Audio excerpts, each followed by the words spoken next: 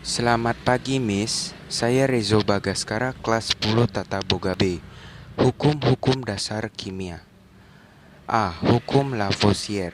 Hukum kekekalan massa atau dikenal juga sebagai hukum Lomonosov-Lavoisier adalah suatu hukum yang menyatakan massa dari suatu sistem tertutup akan konsta meskipun terjadi berbagai macam proses di dalam sistem tersebut.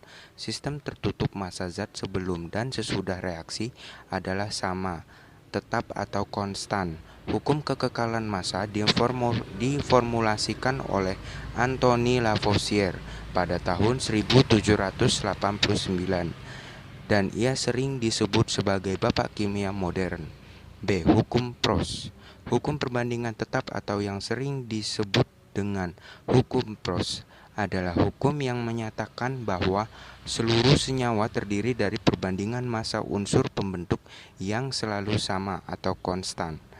Hukum ini dikemukakan oleh Joseph Louis Proust pada tahun 1754 sampai 1826 yang berasal dari Prancis. Hukum perbandingan tetap tersebut berbunyi, perbandingan berat unsur-unsur penyusun senyawa adalah tetap.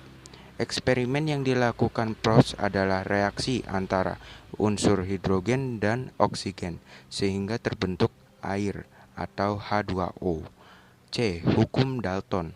Hukum perbandingan berganda dikemukakan oleh John Dalton pada tahun 1803 yang menyatakan atau berbunyi, jika dua buah unsur dapat membentuk lebih dari satu macam persenyawaan, jika perbandingan massa salah satu unsur dibuat sama, maka perbandingan massa unsur yang lainnya, yaitu perbandingan sebagai bilangan yang sederhana dan bulat.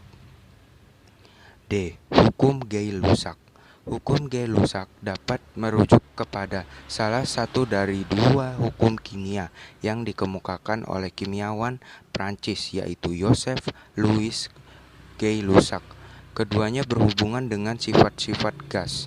Hukum perbandingan volume Gay-Lussac yaitu volume gas-gas yang bereaksi dan volume gas-gas hasil reaksi yang diukur pada suhu dan tekanan yang sama.